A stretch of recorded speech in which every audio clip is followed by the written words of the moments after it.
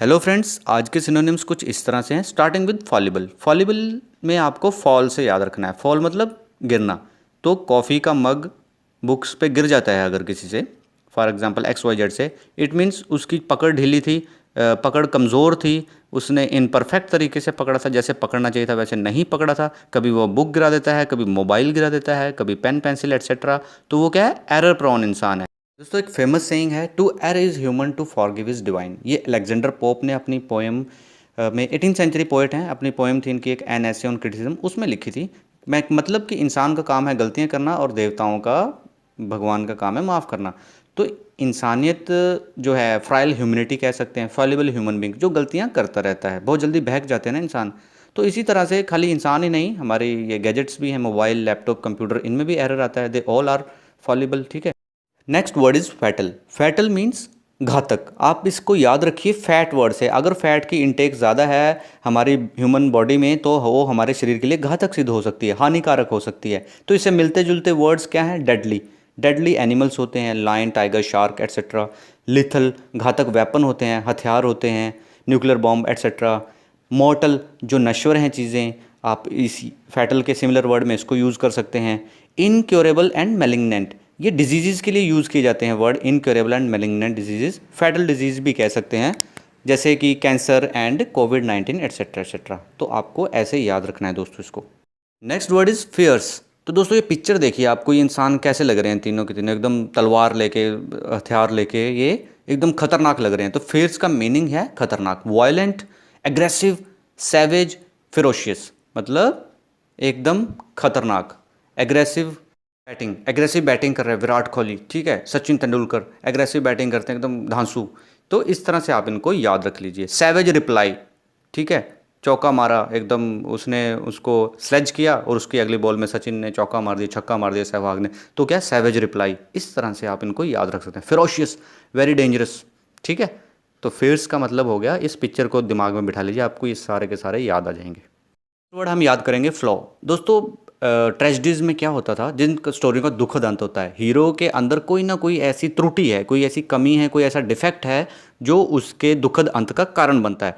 तो आप इस इमेज को देखिए, ये इंसान है, ये बहुत ही अच्छा इंसान है मान लीजिए, और इसके अंदर कोई कमी नहीं है सिवाय एक ड्रिंकिंग बैड हैबिट जो है इसको। तो ये क्या है, इसकी गलती जो इसके पतन का कारण बनेगी।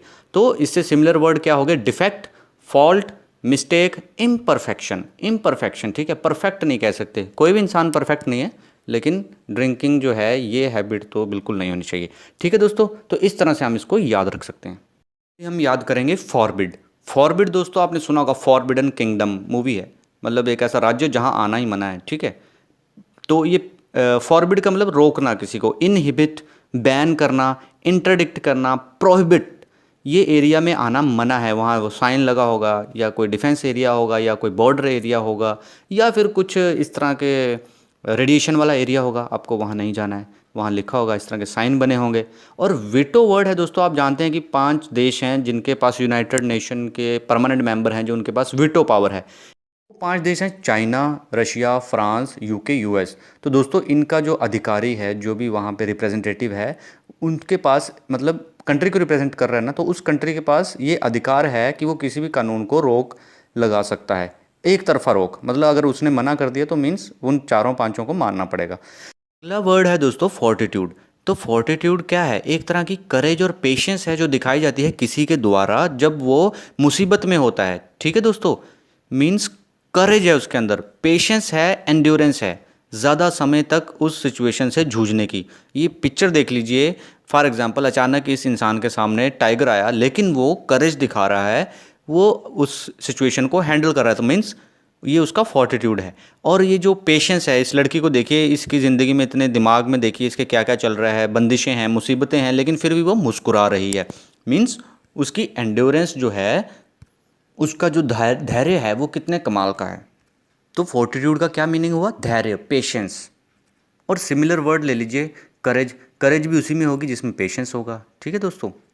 तो फ्रेंजी, फ्रेंजी जो है उसका मीनिंग है ऐसे इमोशंस जिन पे कंट्रोल नहीं है, अति उन्माद बोल सकते हैं, आवेश में आकर मतलब ज़्यादा खुश हुए तो बहुत ज़्यादा खुश हो गए, दुखी हुए तो बहुत ज़्यादा दुखी हो गए।